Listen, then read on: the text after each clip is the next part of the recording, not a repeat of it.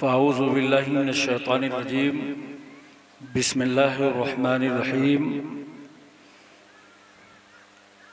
वमा अरसलनाका इल्ला रहमतल लिल आलमीन। सदक़ल्लाहु मौलाना अज़ीम व सदक़ रसूलुहुन नबियुल अमीनुल मुबीनुल मकीनुल मतीनुल करीम व नहनु अला ज़ालिका लमिनश शाहिदीन व शाकिरीन वल्हम्दुलिल्लाहि रब्बिल आलमीन। मिंबर नूर पे जलवाबार बावकार उलमाए किराम, शोरा इस्लाम, जश्न ईद मिलादुन नबी सल्लल्लाहु अलैहि वसल्लम में तशरीफ़ लाने वाले मोहतरम बुजुर्गों, नौजवान साथियों, अजीज़ बच्चों, इस्लामी रिश्ते की माँ और बहनों, अस्सलामु अलैकुम व रहमतुल्लाहि व बरकातुहू। आयत करीमा की फजीलतें और बरकतें हासिल करने से पहले आइए हम और आप इंतहाई मोहब्बत और अक़ीदत के साथ हुजूर शाह मदीना, राहत क़ल्ब व सीना, ग़यासे दारैन, मोतिए कौनैन, रासुल वफ़ा, वजहुस सफ़ा, शम्सुद दुहा, बदरुद दुजा, नूरुल हुदा, नजमुन नदा, ऐनुत तक़ा, ज़ैनुल नक़ा, कंजुल अता, कशफुल क़िता, बहरुल मनन, नहरुस सुनन, जमीलुश शियम, शफीउल उमम, साहिबे जूदो करम, हुजूर अकरम, सैयद आलम, नूरे मुजस्सम, ताजदारे अरब व अजम, फ़ख्रे बनी आदम, नबीए मुहतरम, रसूले मुअज़्ज़म, नय्यरे आलम, असले कायनात, खुलासे मौजूदात, हुजूर अहमद मुस्तफ़ा मोहम्मद मुस्तफ़ा सल्लल्लाहु अलैहि वसल्लम की बारगाह आलिया में दरूद पाक की डालियां निछावर कराएं बावाज़े बुलंद। अल्लाहुम्मा सल्ली अला सय्यदना व अला आलि सय्यदना मौलाना मुहम्मद मुबारक वसल्लम सलातु व सलामन अलैका या रसूल अल्लाह। एक बार और अल्लाहुम्मा सल्ली अला अल्लाह रब्बु मुहम्मदिन सल्लल्लाहु अलैहि वसल्लम नहनु इबादु मुहम्मदिन सल्लल्लाहु अलैहि वसल्लम सलातु व सलामन अलैका या रसूल अल्लाह। एक बार पूरी तवज्जो मदीना तैयबा में और मोहब्बत से नबी और आले नबी की बारगाह में सल्लल्लाहु अला नबील उम्मी व अलैहि सल्लल्लाहु अलैहि वसल्लम सलातु व सलामन अलैका या रसूल अल्लाह। बाद नमाज इशा से लेकर अब तक आप हजरात ने शोरा किराम को समाअत फरमाया है और गालिबन मेरी तकरीर के बाद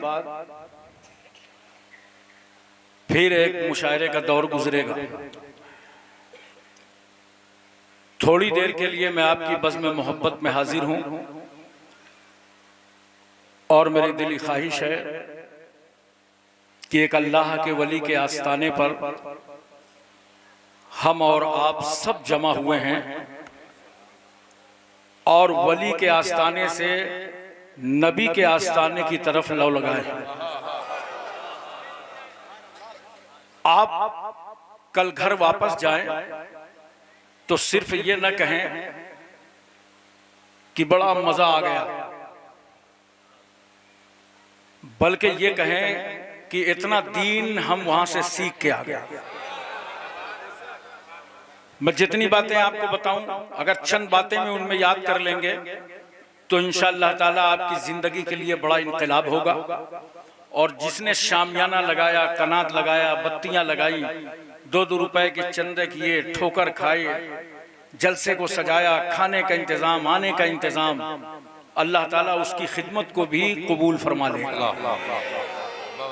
हमारे जमात के हजरत अल्लामा कारी शरीफ साहब तशरीफ फरमा हैं, हमारे बहुत कदीम तरीन मुखलिसीन में से हैं। ये बड़ा काम किया है अपने वतन से फतेहपुर आने के बाद। अल्लाह ताला इनकी उम्र और सेहत में बरकतें अता फरमाए। इधर हमारे अजीज गिरामी आली जनाब हाफिज़ कारी आमिर रज़ा साहब तशरीफ़ फरमा हैं।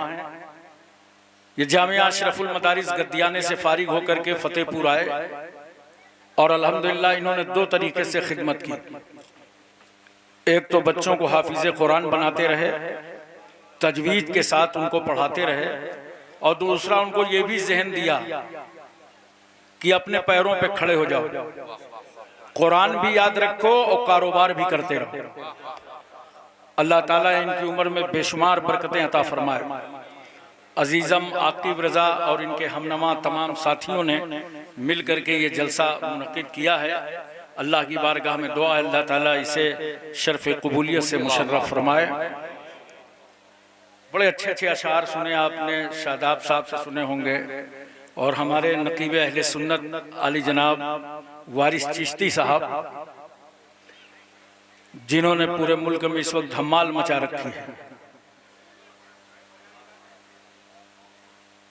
उनको भी आप समाअत फरमा चुके हैं और इंशाअल्लाह सुनेंगे।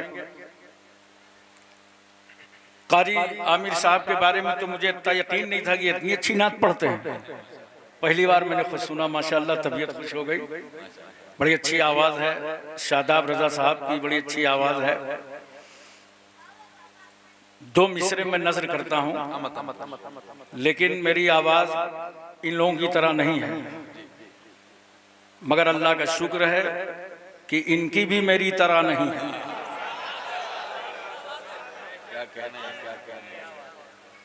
शेर देखिएगा, सुनने से ताल्लुक है। फरमाया खुदा ने हमें देकर हैदर सा निगहबान, फरमाया खुदा ने हमें देकर हैदर सा निगहबान। बहुत तवज्जो कीजिएगा, समझिएगा मिसरे सानी। फरमाया खुदा ने हमें देकर हैदर सा निगहबान, फबअय्यि आलाए रब्बिकुमा तुकज़्ज़िबान। अरे क्या तानी मिसरा, वाह वाह वाह, अरे वाह वाह वाह, सुभान अल्लाह सुभान अल्लाह। देखिए सुभान अल्लाह सुभान अल्लाह सुभान अल्लाह। दो मिसरे और मैं शोरा की नजर करता हूँ, आप लोगों को बाद में समझाऊंगा। दिलों में बुग़्ज़े अली और जन्नत का जुनून,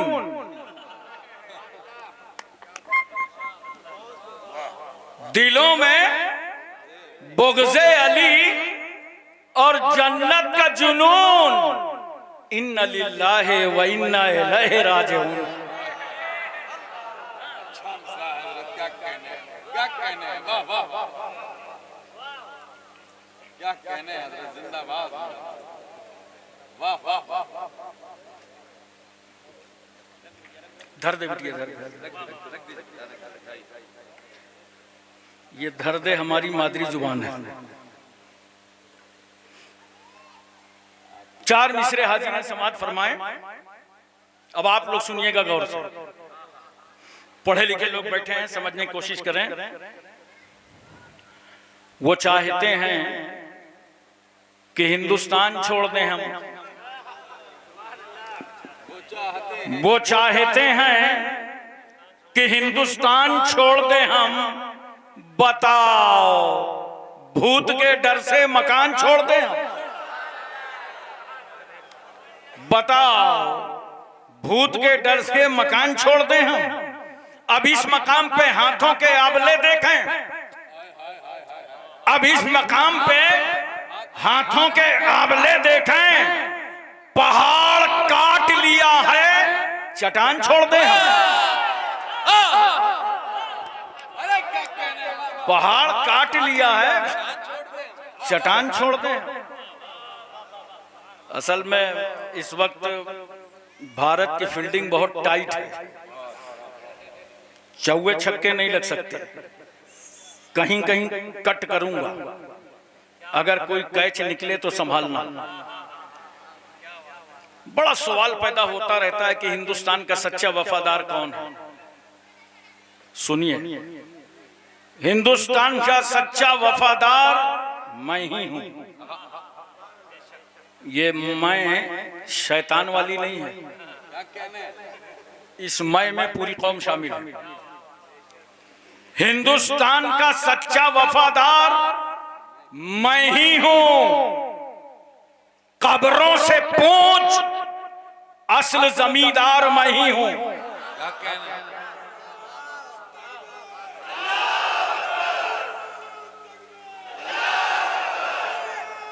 क्या क्या शेर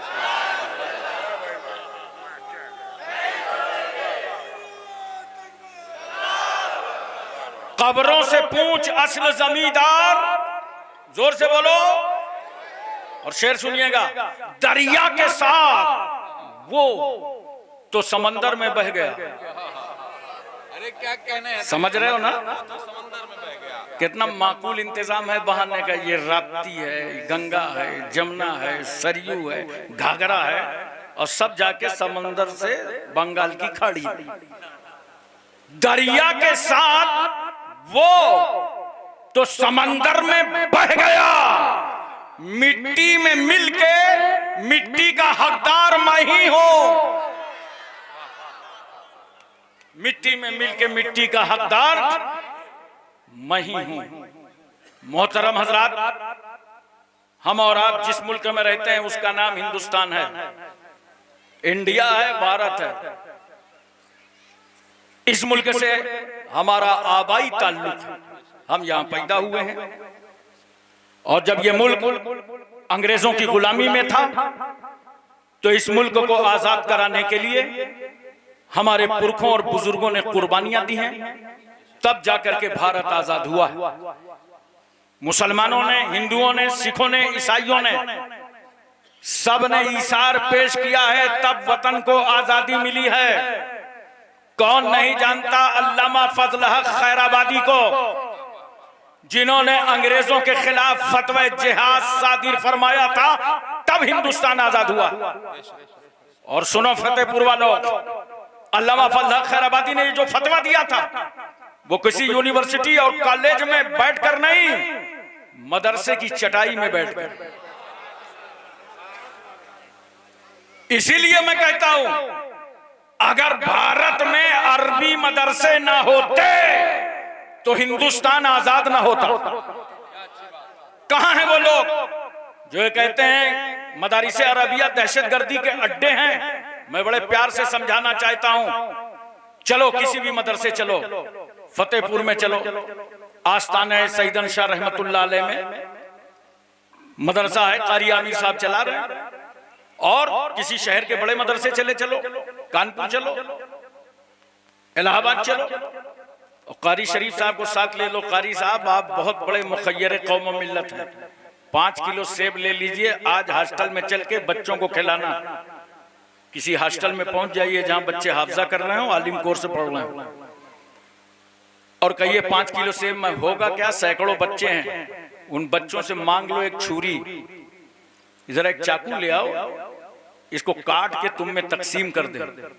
मैं बड़ी गारंटी से कहता हूं पूरे हॉस्टल में एक छुरी न मिलेगी। अबे जो कौम ऐसी दाल खाती हो, जरूरत पड़ जाए तो वजू कर लो। वो आतंक और दहशत के लिए तलवार हाथ में उठाएगी, ये तुम्हारी गलत फहमी है। अल्लामा फजल हक खैराबादी को इसी मदरसे से उठाकर जब अंग्रेजों ने इंडमान जजीरे में ला जाकर रखा, काले पानी की सजा दे दी, तो अल्लामा फजल हक खैराबादी ने कहा था, अंग्रेजों मुझे कलम दे दो और कागज दे दो, मैं अपने वतन हिंदुस्तान की तारीख लिखना चाहता हूं। अंग्रेजों ने कहा था, अल्लामा साहब ये गेस्ट हाउस नहीं है, ये कैद खाना है, ना कलम मिलेगा मगर ना कागज मिलेगा, मगर कुर्बान जाओ अल्लामा फजल हक के हौसलों पर। आपने फरमाया था, मत दो कलम, मत दो कागज। आपने कोयला को कलम बना लिया और कपड़े को कागज बना डाला। अस्सौरतुल हिंदिया नामी एक किताब लिख डाली। और जब आपका जनाजा निकल रहा था जेल से और घर के लोग मुलाकात करने गए थे, तो लोगों ने कहा, क्या घर से आए हो? हाँ, मुलाकात नहीं हो सकेगी, तुम्हारे सपूत का जनाजा इनके कांधों पे जा रहा है। वो दीवाना मुल्क पर वतन पर कुर्बान हो चुका है। अल्लामा फल्लाह खैराबादी के घर वालों ने कहा था, ठीक है हम यही चाहते थे, बेटा जिंदा रहे तो वतन के लिए और मौत आए तो वतन के लिए। वाह वाह क्या कहना है, जिंदाबाद। हमसे ज्यादा कोई वफादार होगा इस मुल्क का? कौन नहीं जानता मुफ्ती इनायत अहमद साहब काकोरवी को काले पानी की सजा काट करके जब जेल से निकल रहे थे तो उनके दोनों हाथों में किताब थी। एक हाथ में किताब तवारीख हबीब इलाह और एक हाथ में किताब इल्म सेगा। और आज ये दोनों किताबें अरबी मदरसों में दाखिले निसाब। कौन नहीं जानता मौलाना लुत्फुल्लाह शाह अलीगढ़ी को? ये मौलाना सैयद अहमद अशरफ कचौचवी के उस्ताद हैं। इन्होंने कुर्बानी दी तब हिंदुस्तान आजाद हुआ। मौलाना सैयद काफी मुरादाबादी को मुरादाबाद के चौराहे पर अंग्रेजों ने जब फांसी के फंदे पर लटकाया था तो उस वक्त आला हजरत फाजिले बरेलवी बरेली में फरमा रहे थे, ए लोगों, सैयद साहब की रगों में पहले ही से खूने हाशमी मौजूद था, लो वतन पर कुर्बान हो गए। मौलाना फजले रसूल बदायूनी, मौलाना लियाकत अली साहब इलाहाबादी और वो मौलाना हसरत मोहानी थे जिन्होंने कहा था वो नबियों में रहमत लक़ब पाने वाला, मुरादें गरीबों की बर लाने वाला। मौलाना मोहम्मद अली जौहर ने तो कहा था, डॉक्टर इकबाल की शायरी ने लोगों को कुरान तक पहुंचाया है मगर आला हजरत की शायरी ने लोगों को साहिब कुरान तक पहुंचाया है। तो नोट करो, हमारे इन बुजुर्गान दीन ने, उलमा ने, अब उलमा की तवज्जो चाहता हूं, खास तौर से तलबा गौर से मेरी बात सुन लें, ये जितने वतन पर कुर्बानी देने वाले उलमा थे सबका ताल्लुक अहले सुन्नत वल जमात से था। सब सुन्नी सही अकीदा थे। तो हमारा मुल्क कब आजाद हुआ? जब अकाबिरीन ने, बुजुर्गान दीन ने, उलमाए किराम ने कुर्बानियां दी, बच्चे यतीम हुए तब भारत आजाद हुआ, माएं बेवा हुई तब हिंदुस्तान आजाद हुआ, हमारे जवानों की लाशें काटी गईं तब भारत आजाद हुआ, हजारों उलमा को फांसी के फंदे पर लटकाया गया तब हिंदुस्तान आजाद हुआ। नोट कर लो, 15 अगस्त सन 1947 को हिंदुस्तान आजाद हुआ। अब कहने की इजाजत दो, हम इस हिंदुस्तान में किराएदार नहीं हैं, हम भारत के जमींदार हैं, हकदार हैं, हिस्सेदार। नारे तकबीर।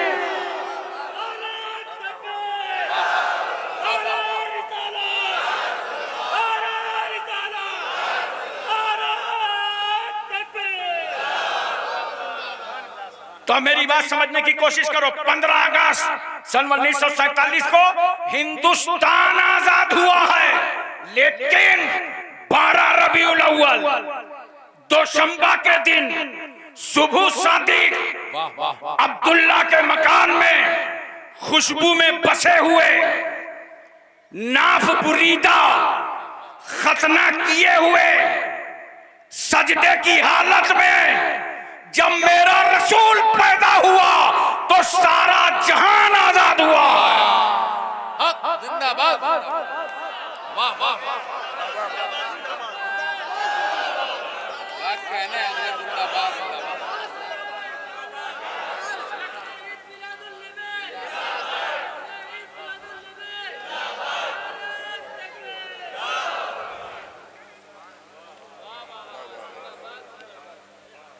हजरात तवज्जो कीजिए, पैगंबर सल्लल्लाहु अलैहि वसल्लम की विलादत तैयबा हुई। बीबी आमना फरमाती हैं, मेरे घर में इतना नूर था, इतनी रोशनी थी कि उस रोशनी से मैंने मशरिक भी देखा, मगरिब भी देखा, काबा भी देखा, तो तीनों मकामात पर झंडा लगा था।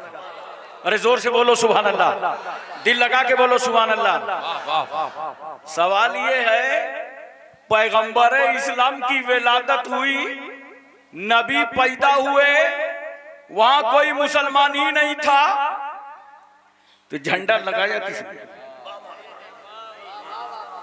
बोलो, झंडा लगाया किसने? और बहुत सारे लोगों को देखो कुछ नहीं मिलता तो कहते मक्के में तो मिलाद नहीं मनाया जाता। अबे जब नबी पैदा हुए वहां मिलाद मनाने वाला था कौन? देख, तवज्जो चाहता हूं, काफिर थे काफिर, तो उन्होंने मिलाद नहीं मनाया। क्या कहना है? ठीक है, तुम भी ना मनाओ, क्या बात है। कोई प्रॉब्लम नहीं है अपने को। उन्होंने नहीं मनाया, तुम भी ना मनाओ, अपनी जगह तय कर लो। क्या कहना है? मिलाद नहीं मनाई गई, मिलाद नहीं मनाई गई। सुन, मशरिक में झंडा, मगरिब में झंडा, काबे की झंडा, काबे पे झंडा। अरे सुन, नबी की आमद पर मिलाद मनाने को खुदा ने फरिश्तों से कहा, झंडा फरिश्तों ने लगाया और खुदा ने लगवाया। पता ये चला कि मिलादे मुस्तफा का एहतमाम करना सुन्नते किबरिया है। हजरात एक बात और मोहब्बत से सुनिए, बोलिए, पूरी तवज्जो है ना, ज़हन हाजिर है। अब मैं आपसे एक बात अर्ज करना चाहता हूं, इसीलिए मैं कह रहा हूं बहुत गौर से मेरी तकरीर सुनिएगा, आपकी मालूमात में इजाफा हो जाएगा और इंशाअल्लाह कोई बदअकीदा आपको बहका ना पाएगा, कोई बदअकीदा आपको गुमराह न कर पाएगा। अब कहते क्या है, वो मक्के में मिलाद नहीं मनाया गया, वो हम भी मिलाद नहीं मनाते हैं, इसीलिए नहीं मनाते हैं। मैं पूछना चाहता हूं, मक्के में मिलाद अल्हम्दुलिल्लाह फरिश्तों ने दरूदो सलाम पढ़ के मनाया, वाह वाह वाह, मनाया गया है मिलाद। और अब तक 1300 साल तक मिलाद मनाया गया है। दरूदो सलाम, मिलादे मुस्तफा सब कुछ होता रहा। ये 100 साल में जब से नजदी गवर्नमेंट आई है, तवज्जो कीजिएगा, नजदी गवर्नमेंट आई तो आले सऊद और अहले नजद ने पैक्ट किया कि हुकूमत हमारी चलेगी, अकीदा तुम्हारा चलेगा। जब से मिलाद बंद हुई है, अब अगर कोई कहे कि आज मक्के में मिलाद नहीं होती, मत मिलाद मनाओ, तो कहना सुन, हमें 1400 साल वाला इस्लाम मत बता, हमें 1300 साल वाला इस्लाम बता। जिंदाबाद। सब कुछ होता था मक्के में, सब कुछ होता था मक्के में। हजरात एक बात मैं आपसे और पूछना चाहता हूं, सुएबा नामी कनीज है, जब उसको पता चला कि अब्दुल्ला के घर बेटा पैदा हुआ है, दौड़ी दौड़ी आई और अबू लहब से कहने लगी, कुछ सुना है? नहीं, तुम्हारे घर अब्दुल्ला के घर बेटा पैदा हुआ है। बड़ा खुश हो गया अबू लहब, बड़ी अच्छी खुशखबरी लेके आई हो। उंगली का इशारा किया, उसे आजाद कर दिया। उसे, तवज्जो कीजिए, उसे आजाद कर दिया, सुएबा को आजाद कर दिया। और जब अबू लहब मरा, खानदान के लोगों ने उसको ख्वाब में देखा तो पूछा, कब्र में क्या हाल है? उसने कहा, यार बहुत प्रॉब्लम से गुजरना पड़ता है, मगर जब पीर का दिन आता है, दोशंबा का दिन आता है, तो मेरा अजाब हल्का कर दिया जाता है। क्यों? मैंने मिलादे मुस्तफा पर एक कनीज आजाद किया था, उसका सिला अल्लाह मुझे कब्र में अता फरमाता है। अब एक बात बताओ, अबू लहब है क्या? रजिस्टर्ड काफिर। पढ़ो सूरह तब्बत यदा। उसकी बीवी और अबू लहब के हक में मजम्मत के लिए पूरी कुरान की सूरत आ गई। लेकिन नबी की मिलाद की खुशी मनाया तो उसे फायदा मिल गया। बताओ, अगर एक काफिर खुशी मनाए तो उसका अजाब हल्का हो जाए। हम अल्हम्दुलिल्लाह सुन्नी मुसलमान अगर खुशी मनाएंगे तो इंशाअल्लाह हमें अजाब कब्र हो ही नहीं सकता। आप में से कोई है जो मक्के शरीफ गया हो? बोलो। है तो कारी साहब तो गए माशाअल्लाह, और उलमा गए होंगे। सरकार सल्लल्लाहु अलैहि वसल्लम की विलादत गाह देखा है? आजकल सऊदी गवर्नमेंट ने उसे लाइब्रेरी बना दिया।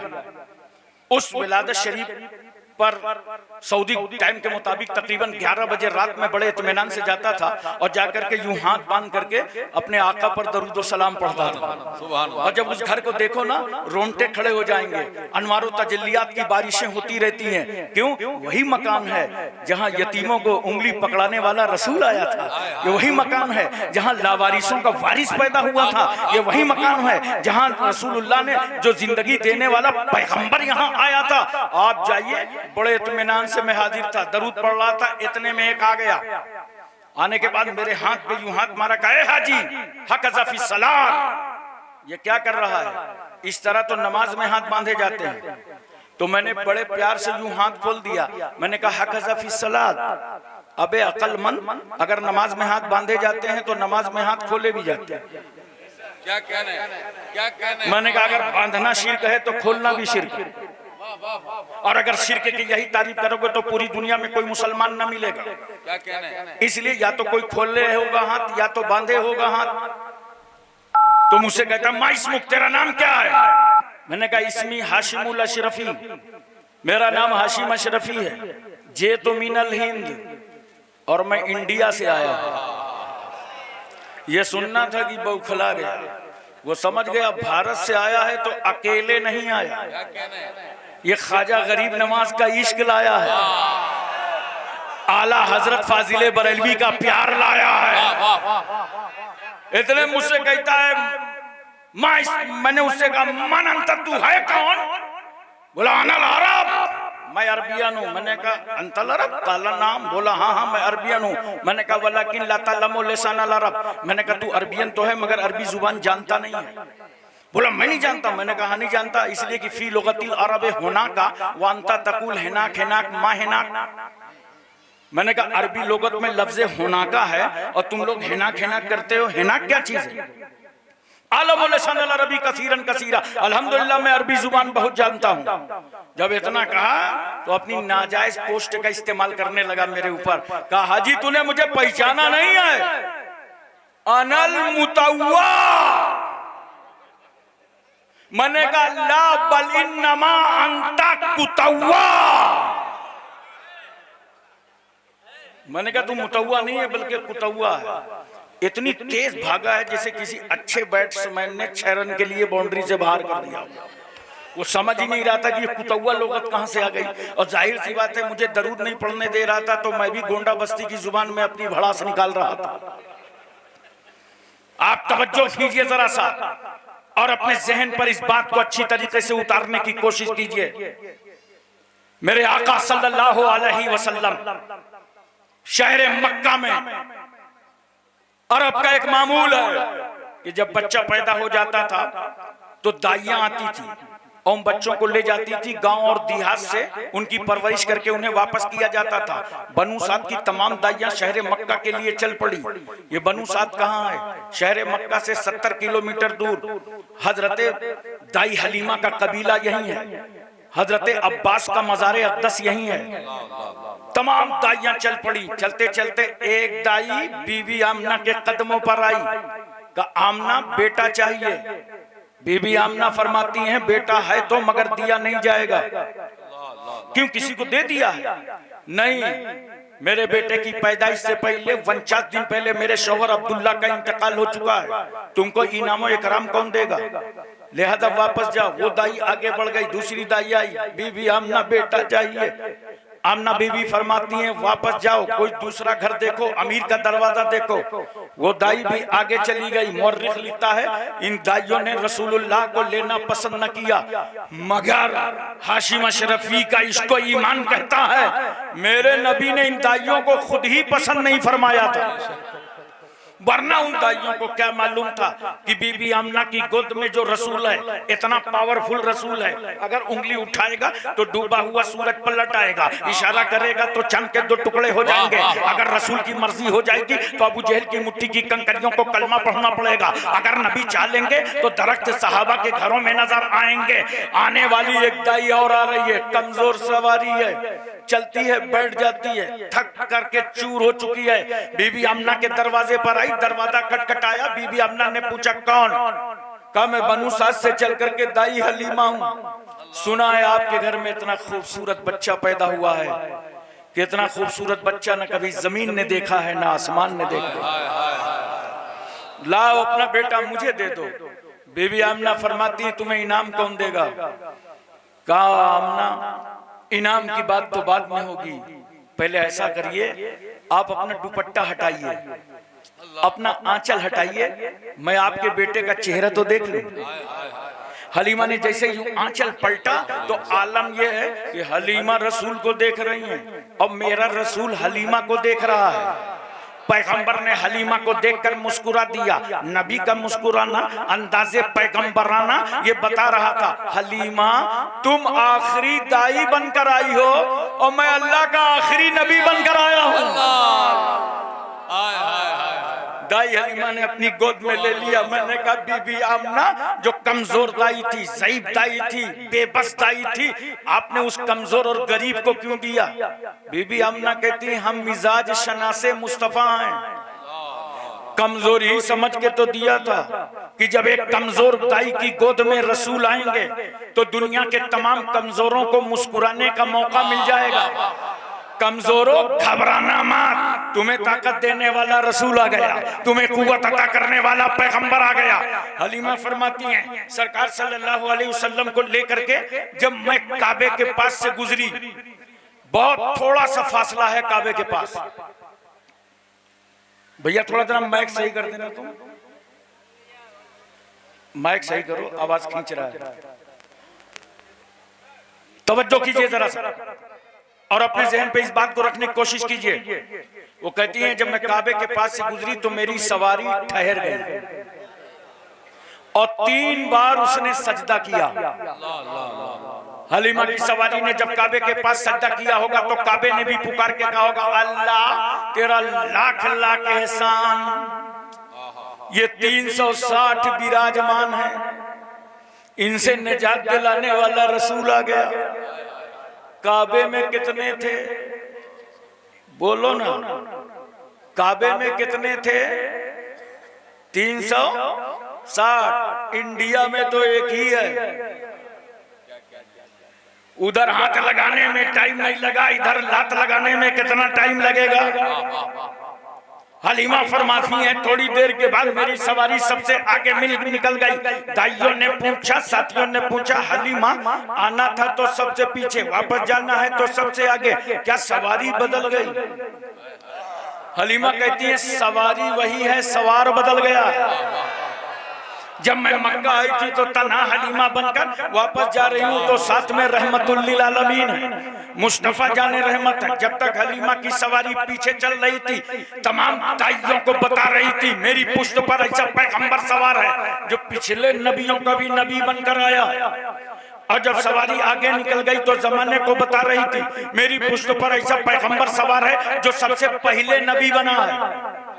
हलीमा फरमाती हैं सरकार सल्लल्लाहु अलैहि वसल्लम के कदम में पाक मेरे घर में पड़े तो मेरी नजर उन बकरियों की तरफ पड़ गई जिनके थन महीनों से सूख गए थे, नसें समट गई थी, सप्लाई का रास्ता जाम था। और जब नबी के कदम पड़े तो सूखे थनों में ताजा दूध नजर आ रहा था। हजरात मैं तवज्जो चाहता हूँ, नसें समट जाएं, सप्लाई का रास्ता जाम हो जाए, बुलाओ दुनिया के बड़े से बड़े डॉक्टर को, क्या सूखे थनों में वो दूध पैदा कर सकता है? अक़वाम मुत्तहिदा के 14 बेइंसाफों को बुला लो। अमेरिका की पूरी साइंस ताकत अपने महवर पर ठहर जाए तो वो कमाल न दिखा सके जो कमाल मुस्तफा तुम्हारे कदमों में है। नबी कदम रख दे तो बरकत ही बरकत नजर आए, रहमत ही रहमत नजर आए। हलीमा की बकरियां अच्छी मिकदार में दूध देने लगी तो पड़ोसियों ने कहा अपने चरवाहों से तुम लोग कहां से चरा के लाते हो? हमारी बकरियां, हमारे जानवर तो दूध नहीं देते इतना जितना हलीमा की बकरियां देती हैं। तो जानते हो, मैंने कहा सुनो पड़ोसियों, ये गिज़ा का कमाल नहीं था, ये तो कदमे मुस्तफा का कमाल था। मेरे सरकार सल्लल्लाहु अलैहि वसल्लम की उम्र मुबारक 3 महीने की हुई तो सरकार जमीन पे सरकने लगे। बोलो मोहब्बत से सुभान अल्लाह। या रसूल अल्लाह, आपको जमीन पर सरकने की क्या जरूरत थी?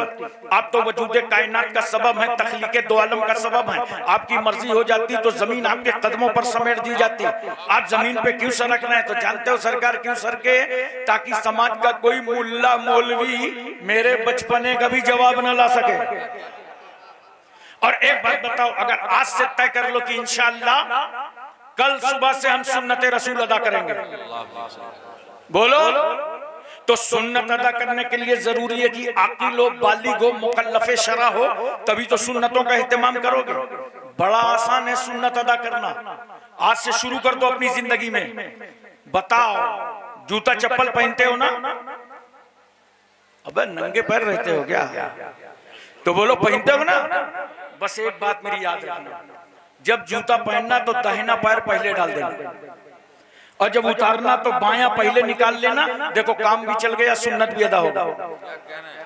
क्या कहना है? पैजामा पहनते हो ना, इतना चुपचाप हो लगता है सब नागालैंडी हो। पैजामा पहनते हो ना, जब पैजामा पहनो तो बैठ जाओ, बोलो मोहब्बत से सुभान अल्लाह। साफा बंद हो तो खड़े हो जाओ, पैजामा पहनो बैठ जाओ, काम भी चल गया, सुन्नत भी अदा हो गई। खाना खाते हो ना, जब खाना खाया करो तो दस्तरखान लगा लिया करो और नमक से शुरू किया करो, नमक पे खत्म किया करो, देखो काम भी चल गया और सुन्नते रसूल भी अदा हो गई। नारों से इस्तकबाल कर लें खानकाह काज़मिया से जमात अहले सुन्नत की एक बहुत बावकार शख्सियत, पीर तरीक़त, शेर तरीक़त, रहबर राह शरीयत, आलम बरदार मसलक आला हज़रत हज़रत अल्लामा अशा सैयद चांद मियां काज़मी साहिब सज्जादा खानकाह आलिया काज़मिया नारा शरीफ की आमद हो रही है। एक नारा मेरी तरफ से लगाएं, नारे तकबीर, नारे रसालत, साथ ही साथ शहंशाह तरन्नुम जनाब ज़िया यज़दानी साहब क़िबला बहराई शरीफ, साथ ही साथ सना खान रसूल जनाब फैसल रब्बानी साहब क़िबला, तमाम शोराए ना तशरीफ लाए। बैठ जाएं मोहब्बत अदब एहतराम के साथ। हज़रत अल्लामा हाशिम अशरफी साहब क़िबला को मुलाहज़ा करें, बैठिए जल्दी से माशाअल्लाह, अल्लाह आपको सलामत रखे।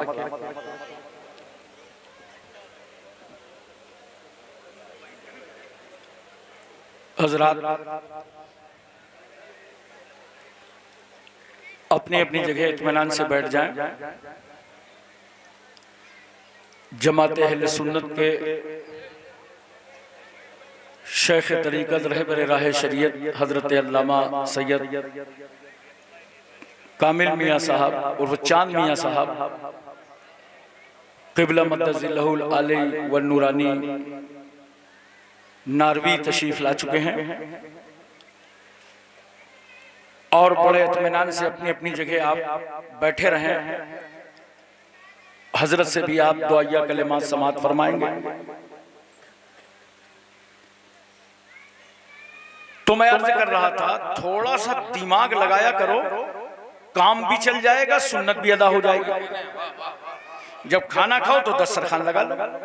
बहुत सारे लोग दस्तरखान तो साफ कर देते हैं मगर प्लेट नहीं साफ करते।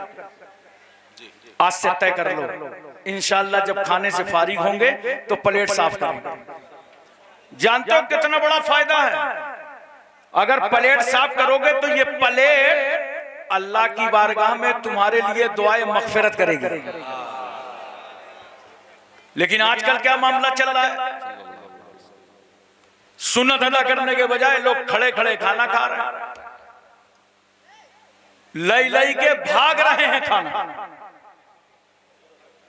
वो कारी साहब कौन सा सिस्टम चला है?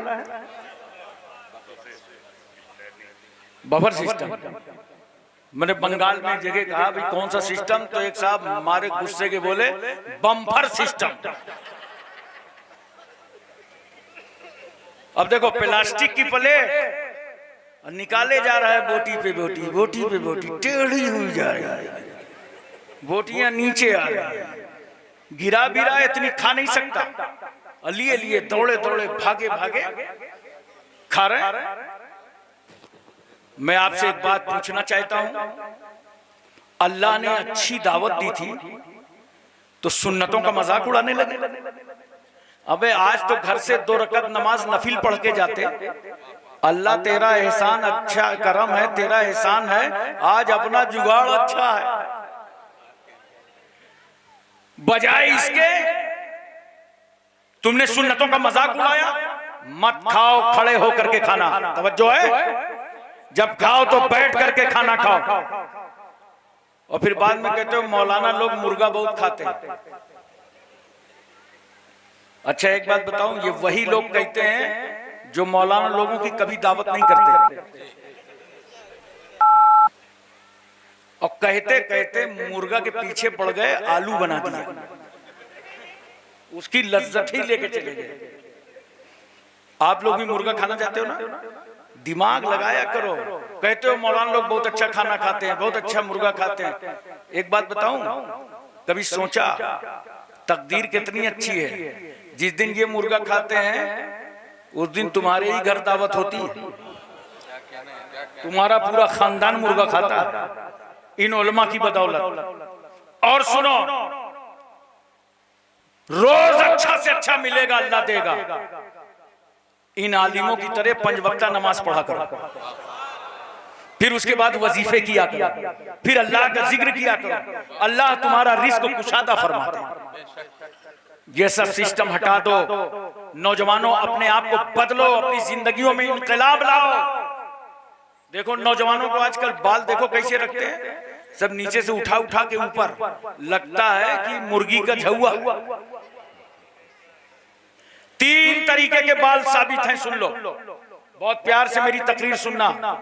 3 तरीके के बाल, या तो बाल को कसर करा दो, या तो ताबदोश या ताबगोश, या कान की लौ तक रखो, या शाने तक रखो, या कसर करा दो। ये 3 तरीके के बाल साबित हैं। और तुम बाल कहां के लिए फिरे हो? देख लिया होगा किसी को कहीं अंधेरे उजाले में, अच्छा वो ऐसे रखे था, आड़ा बेड़ा तिरछा। अरे नौजवानों, मैं तुमसे एक बात कहना चाहता हूं, सुनो। इसी तरीके से क्या करते हो, पैंट फटी हुई पहनते हो। अबे ये किसने बता दिया यार? इस्लाम कहता है फट जाए, गरीबी हो सिल लो। क्या कहना है, वाह वाह वाह वाह वाह। और तुम्हारी ये अक्ल पर हैरत है, तुम फटी खरीद के ला रहे हो और उसे पहन रहे हो, बता रहे हो फैशन है। नोट करो, अपने दिलो दिमाग पर ये बात उतार लो, तुम किसी हीरो को देखकर नौजवानों अपनी जिंदगी न गुजारो। हीरो को वो देखें जिनके पास कोई रहनुमा ना हो, कोई मसीहा ना हो, बोलो, कोई पैगंबर ना हो, कोई वली ना हो। तुम क्यों हीरो और हीरोइन को देखते हो? तुम्हारे पास आइडियल के लिए जिंदगी सैयदना सिद्दीक अकबर है, फारूक आजम है, उस्मान गनी है, मौला अली है, हजरत साद है, सईद है, तला है, जुबैर है, अम्मार है, बुजर है, Khalid bin Walid, Abu Ubaida bin Jarrah, Abdur Rahman bin Auf, Suhaib Rumi, Salman Farsi, Bilal Habshi, हजरत अनस, अबू हुरैरा, अबू दरदा, अमीर हमजा।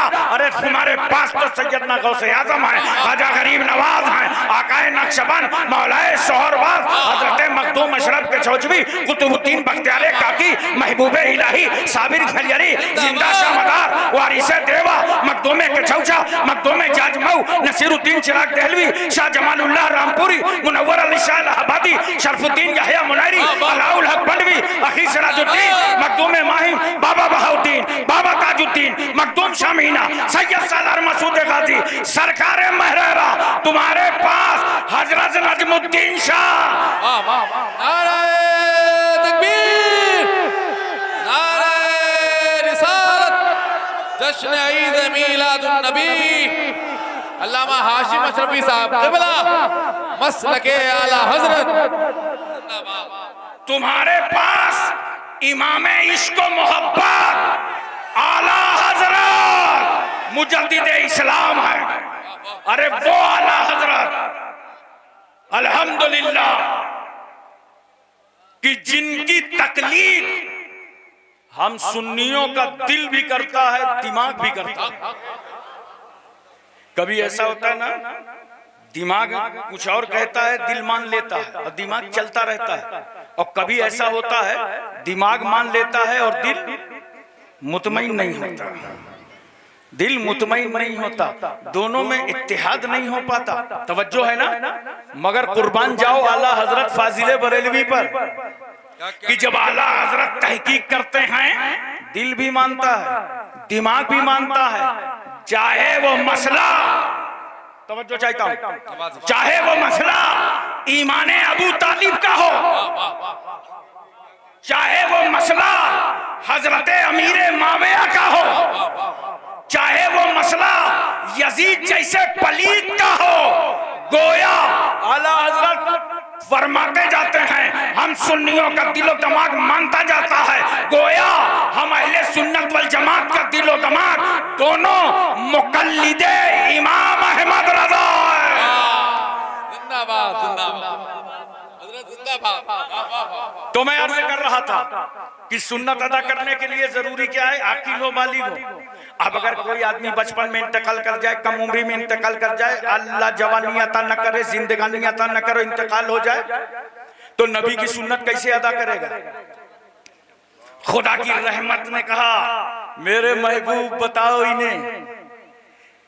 रसूल की रहमत ने कहा, मेरी उम्मत के शहजादों, अगर अल्लाह जवानी अता न करे, जिंदगानी अता न करे, कम उम्री में इंतकाल कर जाओ और तुम नबी की सुन्नत अदा करना चाहते हो, तो मायूस मत होना, जमीन पे सरक जाना, नबी की सुन्नत अदा हो जाएगी। देखो मेरे आका सल्लल्लाहु अलैहि वसल्लम की उम्र मुबारक 5 महीने की हुई तो सरकार दीवार पकड़ के चलने लगे। या रसूल अल्लाह, इतनी जल्दी की क्या जरूरत थी? तो जानते हो पैगंबर के पास जाहिरी तौर पर टाइम कम था, काम बहुत ज्यादा।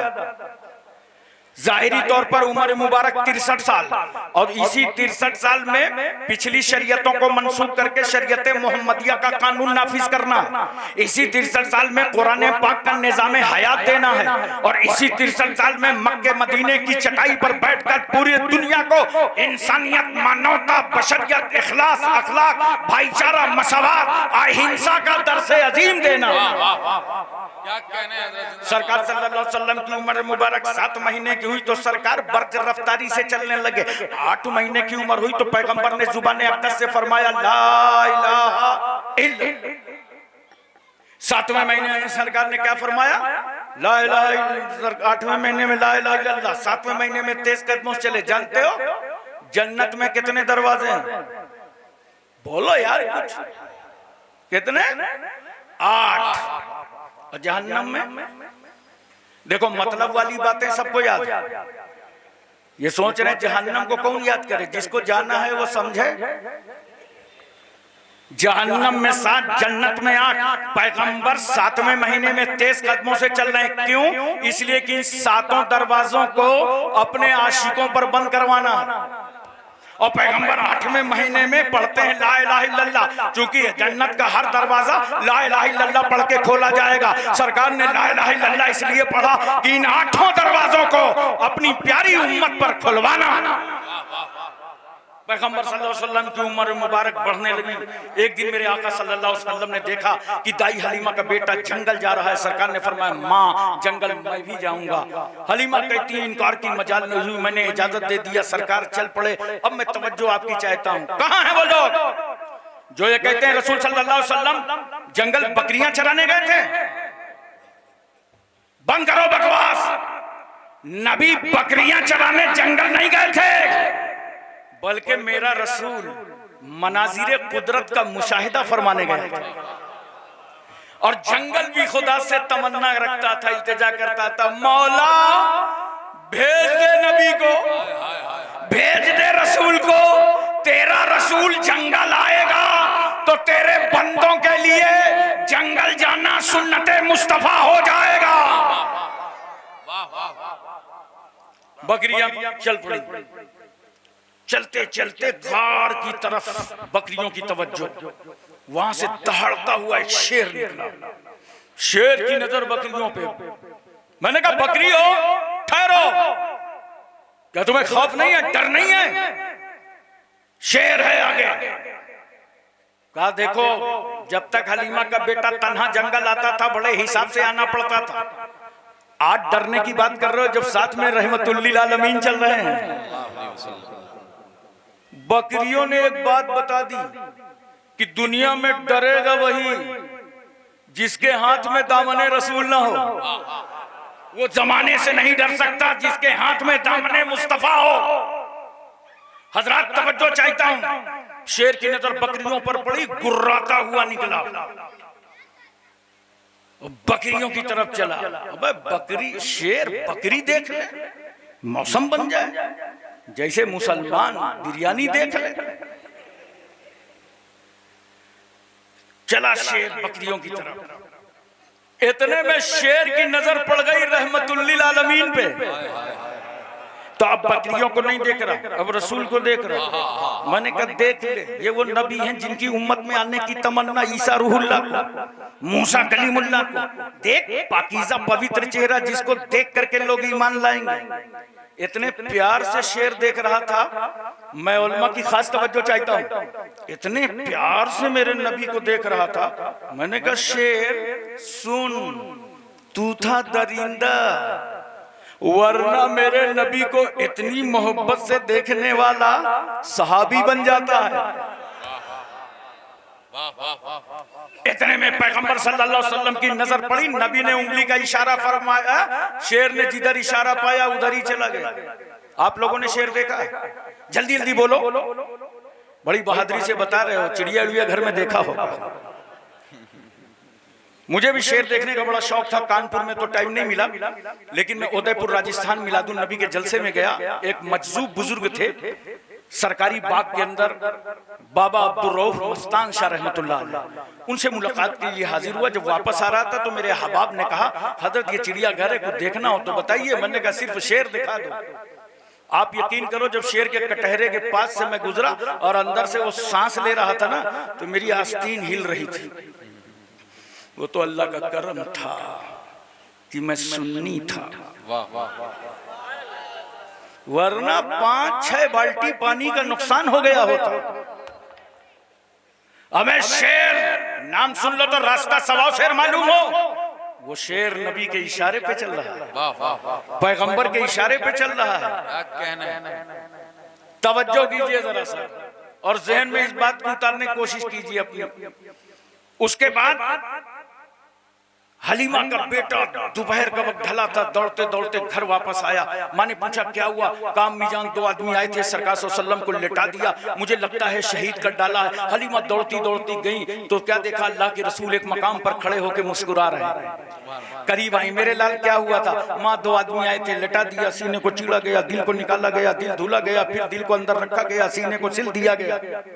रसूल ने सब बताया मगर ये नहीं बताया माँ सीना चीड़ा गया था तो खून का कतरा निकला था।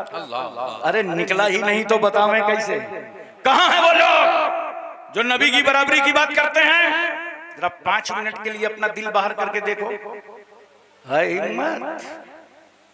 5 मिनट दिल बाहर करके देखो कि तुम्हारे घर वाले कहेंगे इसको हिंदुस्तान से बाहर करके कब्रिस्तान के अंदर कर दो, क्योंकि दिल ना हो तुम मर जाओ, दिल ना हो तुम बाकी ना रहोगे, इसलिए कि तुम दिल से हो। मेरा नबी दिल से नहीं है, दिल मेरे नबी से है। अगर नबी ना होते, ये आंखें ना होती, ये चेहरा ना होता, ये वजूद ना होते, ये हाथ ना होते, पैर ना होते, अब ना हम होते, ना तुम होते, ना फतेहपुर होता, ना कानपुर होता, ना होता, ना लखनऊ होता। नबी ना होते तो यूपी, एमपी, तमिलनाडु, कर्नाटक, हिमाचल, हरियाणा, पंजाब, कश्मीर, उत्तराखंड, छत्तीसगढ़, सौराष्ट्र, गुजरात, महाराष्ट्र कुछ ना होता। अगर नबी ना होते तो Asia, Malaysia, Indonesia, Saudia, Libya, Cambodia, Korea, Mongolia, Maldives, Bhutan, Singapore, Burma, Brunei, Vietnam, Hispania, Romania, Bulgaria, Czechoslovakia, Yugoslavia, Tanzania, England, Highland, Thailand, New Zealand, Nagaland, Nagaland, Gorkhaland कुछ ना होता। अगर नबी ना होते तो मास्टर, डॉक्टर, इंस्पेक्टर, वरिष्ठ कलेक्टर, एमपी, एमएलसी, बेटा, नेता, छोटा मोटा, नाटा खोटा, अर्दली, फलसफी, सियासतदान, साइंसदान, हकीम, खतीब, शहीद, राजा, महाराजा, प्रजा, ये कायनात ना होती, ये वर्ल्ड ना होता, ये वजूद ना होता, ये जो कुछ है सदका है जनाबे मोहम्मदुर रसूलुल्लाह का। जिंदाबाद, बेशक, सुभान अल्लाह, सुभान अल्लाह।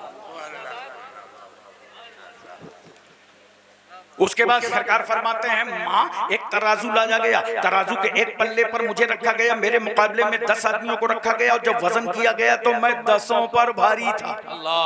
उसके बाद मेरे मुकाबले में 100 आदमियों को रखा गया, जब वजन किया गया तो मैं 100 पर भारी था। फिर मेरे मुकाबले में 1000 आदमियों को रखा गया, जब वजन किया गया तो मैं 1000 पर भारी था। इतने में हातिफ ने कहा लोगों ये इतने बेमिसाल नबी हैं कि अगर इनके मुकाबले में सारी दुनिया का इंसान रख दोगे तब भी रसूल ही का पल्ला भारी रहेगा। नारे तकबीर, नारे रिसालत, जश्न ईद मिलादुन नबी, ख्वाजा का हिंदुस्तान, आमदे वजह तख्लीक़े कायनात। हजरात तकरीबन 6 साल तक दाई हलीमा ने अपने पास रखा, बीबी अमना के पास लेकर के आई, उनको इनाम इकराम से नवाजा गया। तफसील का टाइम नहीं है, अब इतना बता दूं मैं आपको कि उमर मुबारक का 6वां साल चला था कि बीबी आमना का इंतकाल हो गया मकाम अबवा पर। ये जिम्मेदारी अब्दुल मुत्तलिब ने संभाल ली। एक दिन आका सल्लल्लाहु अलैहि वसल्लम के आंखों में दर्द था। अब्दुल मुत्तलिब को मालूम हुआ, वो आए, सरकार से कहा चलिए आपका इलाज करा दें, तवज्जो चाहता हूं। सरकार का हाथ पकड़ा, एक राहिब के दरवाजे ले गए। वो अंदर अपने रस्म रिवाज के मुताबिक इबादत कर रहा था। दरवाजा खटखटाया, राहिब ने निकलने में ताखीर की तो राहिब को ऐसा लगा कि दीवारें आपस में टकराने वाली हैं, गिरजा गिरने वाला है, गिरजा मुतसादिम होने वाला। राहिब समझ गया, छोड़ो इबादत, निकलो बाहर। कोई अबकारी शख्सियत मौजूद है। दरवाजे पे आया तो अब्दुल मुत्तलिब और 8 साल का मुस्कुराता शहजादा पैगंबर को देखा। कहा अब्दुल मुत्तलिब कैसे आए हो? क्या है मेरे बेटे मोहम्मद के लाल, ये मेरे बेटे पोते हैं, अब्दुल्ला के बेटे हैं, इनकी आंखों में दर्द है, देखो इनकी आंखें।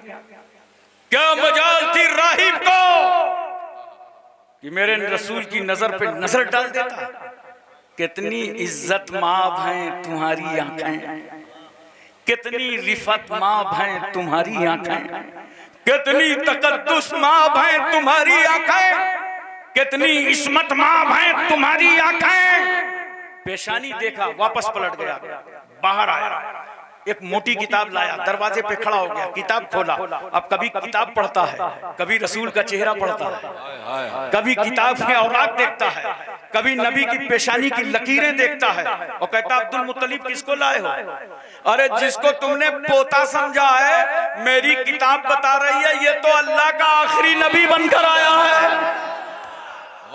और नबी का इलाज हम करें। हिंदुस्तान का कोई मौलवी होता तो कहता गोल्डन चांस, नबी के इलाज से दुकानदारी बढ़ जाएगी। मगर राहिब जरूर था, अकीदे में बड़ा निखार था। उसने कहा ये तो जमाने को शिफा देने आए हैं, जाओ इन्हीं का लुआबे दहन ले लो, इन्हीं की आंखों में लगा। अरे वो नबी के लुआबे दहन कि अगर खारी कुएं में मुस्तफा डाल दें तो पानी मीठा हो जाए, और नबी जिस मिट्टी पे कदम रख दें वो मिट्टी खाके शिफा बन जाए। ऐसे लाजवाब रसूल। तवज्जो कीजिएगा, अब्दुल मुत्तलिब का भी इंतकाल हो गया, ये जिम्मेदारी अबू तालिब ने संभाली। एक दिन अबू तालिब ने शहर मक्का में ऐलान किया, ऐ लोगों, एक काफिला बगर्ज़ तिजारत मुल्क शाम जाने वाला है, ताजिरों चलना हो तो तैयार हो जाओ। तमाम लोगों ने तैयारी कर ली। और ये बात जब मेरे आका सल्लल्लाहु अलैहि वसल्लम ने सुना तो फरमाया, चाचा मुल्क शाम बगर्ज़ तिजारत हम भी जाएंगे। बोलो दिल से बोलो सुभान अल्लाह। अबू तालिब समझा रहे हैं अभी न जाइए, उम्र का तकाजा है, बाद में चांसेस आएंगे। मगर खुदा की रहमत मुस्कुरा रही है, महबूब रुकना मत, इसलिए कि प्यारे मुस्तफा अगर बगर्ज़े तिजारत आपके कदम मक्के से मुल्क शाम की समत पड़ेंगे तो मेरे बंदों के लिए अपना अपना वतन छोड़कर दूसरे मकामात पर तिजारत करना तुम्हारी सुन्नत बन जाएगा।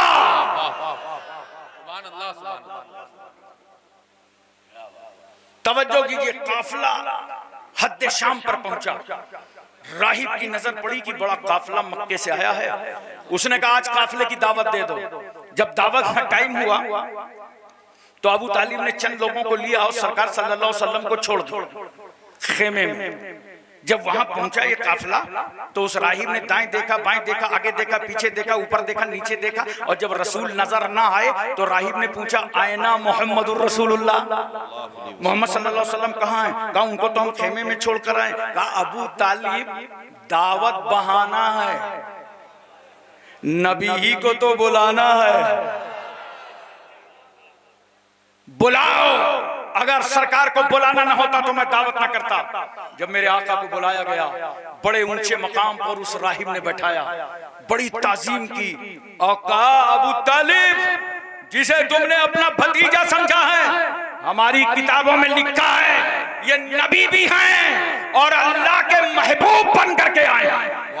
तुम्हें नहीं मालूम तुम्हारा काफिला जब चलता था मक्के की राहों पर तो धूप की तमाजत पर चलता था, मगर जब ये रसूल चलते थे तो आसमान का बादल कहता था, मुस्तफा आप चलते रहें, मैं सर पर साया करता रहूंगा। ये रसूल जब दरख्तों के पास से गुजरते थे तो दरख्त नबी की ताजीम के लिए झुक जाते थे। आप लोग बताइए, आप लोग भी तो दरख्तों के पास से गुजरे होंगे। अब कभी भैंस बकरी चराने कुछ गए हो? जंगल अंगल गए हो ना, कोई दरख्त झुका आपके लिए? वो जानता है अगर झुक जाएंगे तो इंसान बड़ा चालाक है, हाथों से तोड़ डालेगा। हरा भरा देखेगा तो गाय भैंस बकरी का चारा बना देगा, और सूखा साखा देखेगा तो चूल्हे में जला देगा। इसके लिए मत झुको जो हाथों से तोड़ दे। झुकना है तो उस रसूल के लिए झुको जो मोजेज़ातों से जोड़ दे। मोहतरम सामीन किराम, इसलिए मैं कहता हूं पीरनपुर वालों, अरबपुर वालों, आस्ताना नजमुद्दीन शाह के करीब रहने वालों, मनाओ दिल से मुस्तफा की मीलाद, करो चिरागा नबी की मीलाद पर। और मैं आपको सच बता दूं, असल मीलाद तो मेरे आका की तशरीफ आवरी पर मदीने वालों ने मनाया। बोलो मोहब्बत से सुभान अल्लाह। असल मीलाद तो मदीने वालों ने मनाया। सरकार सल्लल्लाहु अलैहि वसल्लम जब हिजरत फरमाकर मक्का मक्कातुल मुकर्रमा से मदीना मदीनतुल मुनव्वरा तशरीफ ले गए और मकामे कुबा पे जाके ठहरे नबी, तो एक मस्जिद कुबा बना दी मुस्तफा ने। जानते हो ये वो मस्जिद है। सुनो दीन का काम करने वालों, मदरसे बनाने वालों, मस्जिदें बनाने वालों, खानका बनाने वालों, दरसगाह तामीर करने वालों, सुनो मेरे रसूल सल्लल्लाहु अलैहि वसल्लम अपने मुकद्दस हाथों से पत्थर ला ला कर मस्जिद में नसब फरमाते थे। और जब किसी सहाबी की नजर पड़ जाती थी कि सरकार का पत्थर बड़ा वजनदार है, तो वो सहाबी बढ़ करके नबी का पत्थर अपने हाथों में ले लेते थे। मेरा रसूल तालीफ कल्ब के लिए सहाबी को पत्थर दे देता था, और उसके बाद पैगंबर उतने ही वजनी पत्थर अपने हाथों में फिर उठा लेते थे। हजरात तवज्जो कीजिए जरा सा, बहुत नतीजे पे मैं ले आया आपको। अगर आज समझ गए तो इंशाअल्लाह कोई भुला ना पाएगा आपको। बुरैदा असलमी नामी एक शख्स, उसको मालूम हुआ कि सरकार सल्लल्लाहु अलैहि वसल्लम मक्के से हिजरत फरमाकर मदीने आ गए हैं। इसकी नीयत खराब थी और बदनीयती के साथ 70 सवारों के साथ पहुंचा। ये नबी के खिलाफ साजिश कर रहा था। तवज्जो कीजिएगा, गया मगर जब चेहरे रसूल देखा, सूरत रसूल देखा, तो कहा सरकार पढ़ा दीजिए कलमा अशहदु अल्ला इलाहा इल्लल्लाह व अशहदु अन्ना मुहम्मदन अब्दुहु व रसूलुहु। मुशर्रफ इस्लाम हो गया। अब सुनिए, मैं खास तवज्जो आपकी चाहता हूं। मिलाद मनाने वालों, नबी के नाम पर झंडे निकालने वालों, सुन लो। बुरैदा असलमी मुसलमान हो गए। उसके बाद बुरैदा कहते हैं या रसूल अल्लाह कहां जा रहे हैं? नबी फरमाते हैं मैं मदीने जा रहा हूं। अरे दिल लगा के बोलो सुभान अल्लाह, प्यार से बोलो सुभान अल्लाह।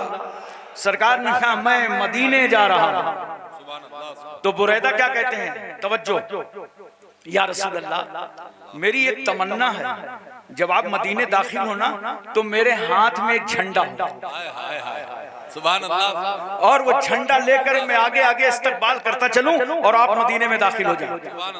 जाहिर सी बात है वहां झंडे का इंतजाम नहीं था, डंडे का इंतजाम भी नहीं था। तो बुरैदा ने क्या किया? अपना नेजा निकाला।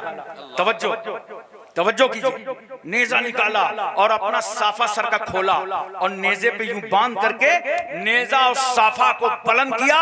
कहा ये परचमे इस्लाम है, ये इस्लामी झंडा है। अब बुरैदा नारा लगाते हुए चल रहे हैं। तवज्जो कीजिए, बनी नज्जार कबीला था, उनको मालूम हुआ कि सरकार आ रहे हैं। बोलो मोहब्बत से सुभान अल्लाह। तो वो हथियारों में लैस हो गए, 2 रुया सफी बना ली। और अहले मदीना के हालात बताऊं मैं आपको क्या थे? कुर्बान जाओ नबी को चाहने वालों, इश्क करो अपने नबी से तो ऐसा करो, मोहब्बत करो तो ऐसी करो। जब मदीने वालों को मालूम हुआ कि सरकार आ रहे हैं, जोर से बोलो सरकार आ रहे हैं, सरकार आ रहे हैं, अहले मदीना को मालूम हुआ। तो जानते हो अहले मदीना क्या करते थे? सुबह सवेरे जल्दी से खाना बना लेते थे और वो खाना सब अपने बच्चों को खिला पिला करके, और अहले मदीना कहते थे घरों से बाहर निकलो सरकार आ रहे हैं। और बाहर निकल करके, वो कोई सोशल मीडिया का जमाना नहीं था कि टाइम तय था, ये था कि पैगंबर इन दिनों तक पहुंच जाएंगे। तो वो रोज इंतजार करते थे, अपने घरों से निकल पड़ते थे मदीने की गलियों में कि सरकार आ रही है। अब जैसे ही सरकार पहुंचे, 2 रुया सफों के अंदर पैगंबर को रखा गया और बुरैदा असलमी झंडा लेके आगे चल रहे थे। नारे तकबीर से पूरा मदीना गूंज रहा था। सरकार आ गए, सरकार आ गए। जानते हो उस वक्त मदीना तैयबा की औरतें, मदीने की औरतें छतों पे चढ़ गई। बोलो मोहब्बत सुभान अल्लाह। छतों पे चढ़ गई, मर्द बाहर हैं, औरतें छतों पे चढ़ गई। क्यों? सरकार आ रहे हैं। और ये औरतें छतों पे पढ़ के चढ़ के क्या कर रही थी? नोट कर लो, ये सब नबी की नात पढ़ रही थी, तराना गा रही थी। तलाल बदरो अलैना मिन सनियातिल वदाई वजब शुक्रो अलैना मादा लिल्लाहि दाई। ये औरतें क्या कहती थी? सुनो औरतों, मेरी बहनों, बेटियों, माओ, अपने बच्चों को मिलाद खूब समझाया करो। ये तुम्हारी औरतें क्या कह रही थी? तुम्हारी बिरादरी क्या कह रही थी? नबी आए हैं, वजब शुक्रो, हम पर शुक्र वाजिब हो गया। बोलो मोहब्बत से सुभान अल्लाह। अब एक सवाल है, पढ़ा लिखा मजमा बैठा हुआ है, पढ़े लिखे लोगों की तवज्जो चाहता हूं। एक आदमी भी पढ़ा लिखा समझ गया कि आखिर ये औरतें छतों पर क्यों चढ़ी, जब इनके मर्द लोग, घर के लोग नीचे खुशियां मना रहे थे, ये छत पर क्यों चढ़ी थी? तो जानते हो ये औरतें छत पर क्यों चढ़ी थी और खुशी क्यों मना रही थी, नात क्यों पढ़ रही थी, गीत क्यों गा रही थी? इसलिए इन औरतों को मालूम था आज जो रसूल मदीने आ रहे हैं, इस पैगंबर की मीलाद से पहले औरतों को जलील किया जा रहा था, औरतों को रुसवा किया जा रहा था। बच्ची पैदा होती थी तो जिंदा दफन कर दी जाती थी, औरत बेवा हो जाती थी, उसको मनहूस समझा जाता था। आज जो रसूल मदीने आए हैं, उस पैगंबर ने औरतों को इतनी इज्जत दी, इतनी इज्जत दी कि उस रसूल ने अपना पहला निकाह बेवा खदीजतुल कुबरा के साथ फरमाया।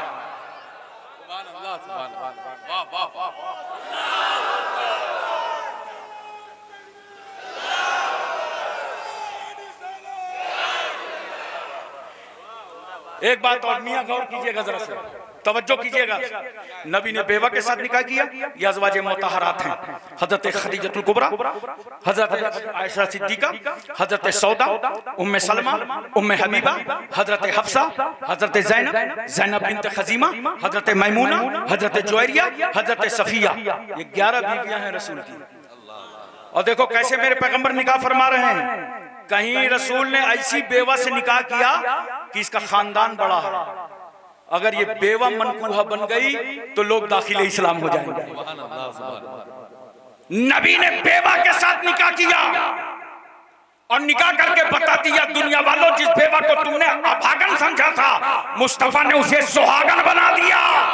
बेवा के साथ निकाह करना सुन्नत मुस्तफा। और मेरे रसूल ने कुंवारी के साथ, आयशा सिद्दीका के साथ निकाह किया, ताकि मेरी उम्मत के लिए जहां बेवाओं के साथ निकाह करना सुन्नत हो, वहीं कुंवारी के साथ भी निकाह करना सुन्नत बन जाए। मेरे रसूल ने तलाकशुदा से निकाह फरमाया ताकि मेरी उम्मत के लिए तलाकशुदा औरत से भी निकाह करना सुन्नत बन जाए। और देखो ये अज़वाजे मुतहरात, मैं एक बात और अर्ज कर दूं, बड़ी मालूमात की बात है, बहुत अहम बात अर्ज करने जा रहा हूं। मेरे आका ने इस्लाम मुकम्मल कर दिया। 1,40,000 कौम-बेश सहाबा किराम को पैगंबर ने पढ़ा लिखा के तैयार कर दिया, हर महाज पर टीम तैयार कर दी। लेकिन जो बात नबी घर के अंदर करेंगे, उसे घर के अंदर से बाहर कौन लाएगा? बोलो, उसे अज़वाजे मुतहरात लाएंगे। यही वजह है दोस्तों कि हजरत सौदा ने 5 हदीसें रिवायत फरमाई, हजरत आयशा सिद्दीका ने 2210 हदीसें रिवायत फरमाई, हजरत हफ्सा ने 60 हदीसें रिवायत फरमाई, हजरत उम्मे सलमा ने 378 हदीसें रिवायत फरमाई, हजरत उम्मे हबीबा ने 65 हदीसें रिवायत फरमाई, हजरत मैमूना ने 76 हदीसें रिवायत फरमाई, हजरत ज़ैनब ने 11 हदीसें रिवायत फरमाई, हजरत जुवैरिया ने 7 हदीसें रिवायत फरमाई, हजरत सफिया ने 10 हदीसें रिवायत फरमाई। और देखो, जब उम्र कम होती है, ज़हन ज्यादा काम करता है। अब यहाँ पर ये बात भी सुन लो बड़े प्यार से, ये सोशल मीडिया पे रोज आता रहता ना कि नबी सल्लल्लाहु अलैहि वसल्लम का एक निकाह कम उम्र बीवी से हुआ था। और आप लोग भी जब कोई आपको बहकाता है, गुमराह करता है, तो जवाब नहीं दे पाते। क्यों? अभी मेरी बात गौर से सुनोगे नहीं, सो रहे हो, ठनक रहे हो, कुछ सोच रहे होंगे जल्दी खत्म कर दें, यही तो सोच रहे होगे। तो जब मेरी बात गौर से सुनोगे, तुमसे दुश्मने इस्लाम कोई सवाल करेगा तो आसानी से जवाब दोगे कि नहीं दोगे? बोलो। ये कहते हैं कि कम उम्र थी, सुन लो आज से कान खोल करके, नबी ने हजरत आयशा सिद्दीका रज़ियल्लाहु ताला अन्हा से जो निकाह फरमाया, उम्र 6 साल की थी, मगर जो रुखसती फरमाई तो मुकम्मल उम्र में फरमाया। बोलो मोहब्बत से सुभान अल्लाह। अच्छा, बेवा हैं, तलाक शुदा हैं नबी की बीवियां, एक कुंवारी हजरत आयशा सिद्दीका, तवज्जो कीजिए, क्यों? एक कुंवारी है, उम्र कम है, और उम्र कम होती है दिमाग अच्छा काम करता है। नबी ने समझ लिया आयशा को जितनी मुझसे फरमाई हदीस याद रहेंगी, दूसरा कौन याद करेगा? तो हजरत आयशा ने 2210 हदीसें रिवायत फरमा दी। हजरत आयशा सिद्दीका आलिमा थी, मुत्तकिया थी, मुफ्तिया थी। सहाबाए किराम बहुत सारे मसाइल में हजरत आयशा सिद्दीका से इस्तेफादा किया करते थे। बोलो, पूरी तवज्जो है, बात मेरी समझ में आ गई ना? एक मैसेज सुनो नबी की जिंदगी से। मैसेज ये है कि जब बेटी शादी करने के लायक हो जाए तो शादी कर दो। उम्र कम है, ठीक है, लेकिन शादी के लायक है ना।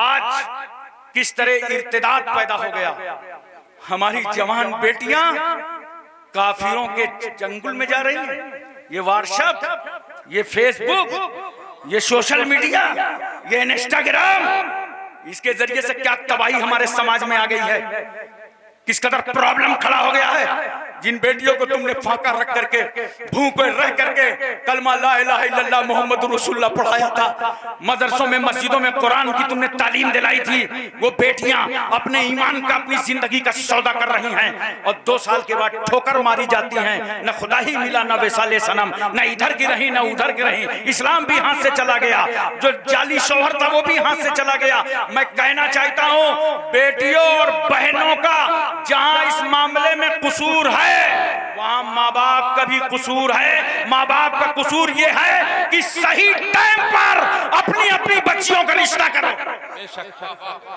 क्या अच्छा पैगाम है हज़रत, जिंदाबाद। सही वक्त पर बेटियों का रिश्ता करो। मौज करते रहते हो, कुछ सोचते हैं कि लड़की टीचर हो गई है तो तनख्वाह मिलती रहेगी, ट्यूशन पढ़ा के पैसे देगी। कुछ समझते हैं अभी कौन ज्यादा उम्र थोड़ी हुई है। नहीं, तुम्हें नहीं मालूम है, ये उलमा बैठे हैं, ये रोज अखबार पढ़ते हैं, खबरें सुनते हैं, पूरे इस्लाम के खिलाफ साजिशें चल रही हैं, हमारी जवान बेटियां बेघर हो रही हैं। मैं माँ बाप को कसूरवार मानता हूँ और कहता हूँ यहाँ से तय कर लो, जब तुम्हारी बेटी बालिगा हो जाए, शादी करने के लायक हो जाए, उसकी शादी करो, शादी का बोझ हल्का कर दो। कम पैसे में शादी करो ताकि बेटियां घरों में बैठने न पाए और ये होने न पावे। शादी में जहेज के मुतालबे को खत्म कर दो, तरका लाओ। बोलो, तरका लाओ।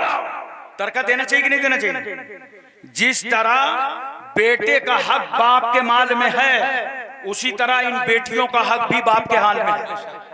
बेटियों में तुमसे मुतालबा करता हूं, बहनों में तुमसे कहता हूं, मैं तुमसे कहता हूं कि तुम अपने भाइयों की रियायत मत करो। अपना हक अपने भाइयों से मांगो और ना दे तो छीन लो। तुम अपने भाई को गुनहगार होने से बचा रही हो। ये हक खा के चले जाना, ये हराम है उस भाई के लिए। जमीन न देना बहन से दो।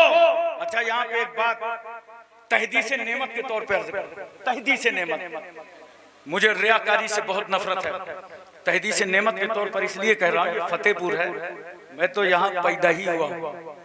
सुबह कोई कहेगा अरे मौलाना साहब ने क्या अपनी बहनों को दिया है क्या? बोलो, कहेगा ना? मैं आपको बताऊं, अल्हम्दुलिल्लाह मैंने अपने बाप का तरका बांट कर, अल्लाह उनको गरीब रहमत फरमाए, अपनी फूफी को दे दिया। मैंने अपना तरका बांट कर अपनी बहनों को दे दिया। और आपको बताऊं, आज ही की डेट मैंने रखा था कि जो मेरे हिस्से में जमीन जायदाद बहन की आई है, आज मैं 11 तारीख को फतेहपुर रात में तकरीर करूंगा, दिन में बहनों के नाम रजिस्ट्री करूंगा। लेकिन किसी वजह से वो डेट बढ़ गई है। मैं सिर्फ आपको इतना बता रहा हूं कि मैं सिर्फ बोल नहीं रहा हूं, मेरा अमल खुद का इसका है। इसलिए जब तुम तरका देने लगोगे तलाकें कम हो जाएंगी। याद रखना, तलाकें कम होने लगेंगी, मुतालबा जायज रुक जाएगा। जब तुम तरका देने लगोगे बेटियों को, मियां बीवी के झगड़े खत्म हो जाएंगे। सुन, तेरी बेटी जब बाप के घर से तरका लेके जाएगी तो ससुराल में शानो शौकत से जिंदगी गुजारेगी, इज्जतों से जिंदगी गुजारेगी। इसलिए तरके को आम करो मुसलमानों, और बेटियों का निकाह जल्दी करो। एक आखिरी बात सुन लीजिए मुझसे। जब मेरे आका सल्लल्लाहु अलैहि वसल्लम मदीना तैयबा पहुंचे और तो छतों पर चढ़ी थी, और छोटी छोटी बच्चियां क्या थी मालूम है? छोटी छोटी बच्चियां नीचे थी, गोल बना बना करके रसूलुल्लाह की ज़ियारत कर रही थी। सरकार आ गए, सरकार आ गए, सरकार आ गए। पैगंबर सल्लल्लाहु अलैहि वसल्लम ने उन बच्चियों से पूछा था, क्या पूछा था? सुनो बेटियों, तुमसे तुम्हारे नबी ने क्या पूछा था 1400 साल पहले? पैगंबर ने पूछा था, बच्चियों क्या तुम अल्लाह के नबी से मोहब्बत करती हो? तो बेटियों ने कहा, या रसूल अल्लाह, हम अल्लाह के नबी से प्यार करते हैं। तो मेरे पैगंबर क्या फरमाते हैं? बेटियों, अल्लाह का नबी तुमसे भी मोहब्बत करता है। और खुशी किस बात की थी उन बेटियों को मैं बताऊं? तमाम खुशियां अपनी जगह। वो क्या कहती थी? हमें रसूलुल्लाह का पड़ोस मिल गया है। आखिर पड़ोस होने पे इतना खुश क्यों थी? पड़ोस पे इतना खुश क्यों थी बेटियां? इसलिए खुश थी, उन बेटियों को मालूम था कि इस अरब की जमीन पर बेटी के पैदा होते ही उसे जिंदा दफन कर दिया जाता है। आज सरकार मदीने आ गए हैं, हमें नबी का पड़ोस मिल गया है। अब कोई बेटी मदीने में जिंदा दफन न होने पाए। छोटे छोटे बच्चे गोल बनाकर, गुलामों के बच्चे आते थे और नबी की आमद पर मुस्कुराते थे, खुशियां मनाते थे। गुलाम बच्चे क्यों खुशी मना रहे थे? गुलाम बच्चे इसलिए खुशी मना रहे थे, इनको मालूम था बाप दादा की जिंदगी गुलामी में गुजरी है, हमारे हाथों और पैरों में बेड़ियां हथकड़ियां गुलामी की पड़ी हैं, ये कौम हमें कब तक गुलाम बना करके रखेगी। मगर जब रसूल आए तो बच्चे खुश हो गए, अरे अब तो गुलामी से आजादी मिल गई। ये वही रसूल है जब पैगंबर मक्के में पैदा हुए तो सुआइबा की गुलामी की जंजीरें विलादत मुस्तफा ने तोड़। अहले मदीना खुशियां मना रहे थे। खूब अपने नबी की मिलाद का जलसा मनाओ। अल्लाह की बारगाह में दुआ है, अल्लाह ताला हमको और आपको सबको इल्म अमल की तौफीक रफीक अता फरमाए। व आखिर दावाना अनिल हम्दुलिल्लाहि रब्बिल आलमीन। अस्सलाम वालेकुम।